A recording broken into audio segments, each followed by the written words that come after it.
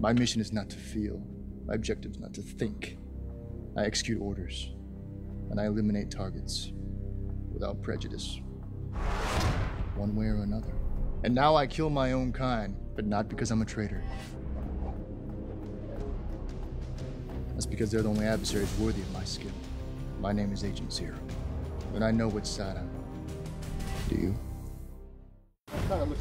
And you've kind of been glancing, and then she sees that you've got absorbed. Agent Zero, played by Daniel Henney, has this extraordinary ability with weapons, and he's basically an incredible sniper and sharpshooter. He's the best shot in the universe. We have a scene where he shoots into the window of a farmhouse, and you see he's several hills away. That's how good and fast he is. It's interesting because up until now, our X-Men do not use weapons. You don't see Wolverine walking around with a gun.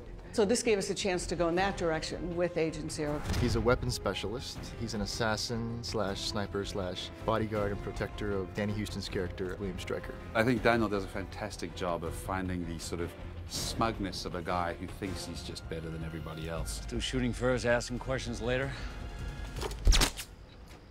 You still chewing on cheap cigars? I've done interviews and they've asked me, so are you a bad guy? And I'm like, well, what is bad guy? And I say, it's hard to define what a bad guy is, especially in this circumstance, because they're all part of the same team initially. So if Zero's bad, then what is Logan? You know, and what is Creed? Zero is simply a soldier at heart, and he carries out his missions. And he actually has said his mission is not to think, it's not to feel, it's to execute his orders and eliminate targets that are given to him. And that's it. That's how he operates. He's very robotic. The funny thing about that is that small places where you do see emotion with Zero is the relationship between him and Logan. There's a history there. And he's bitter. Hunt him down. Take his head off. Daniel's one of those really, really warm people, and I remember thinking, I just instantly like this guy, and he's got to play a really despicable character, and he pulls it off. And he's funny, he's very funny. He's had a lot of experience in films, and I think this was something different for him, and he really relished it.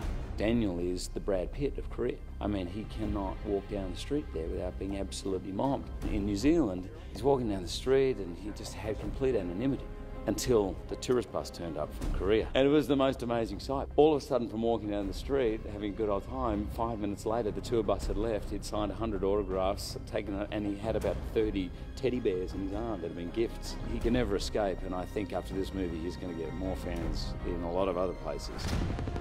For me, this film was nothing short of a fairy tale. I live and work in Asia, and this was my first big American project, and it was like I just walked through one door after another, and here I was working with Hugh Jackman, and I was in New Zealand for 4 days. I was the first actor there, I think.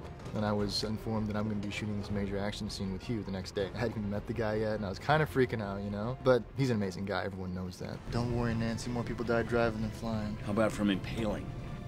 The X-Men fans are passionate, intelligent people, and it puts a huge responsibility on us as actors to work to the best of our abilities in this film, you know, and to also to research these characters and to make sure that we do them justice. Attaboy.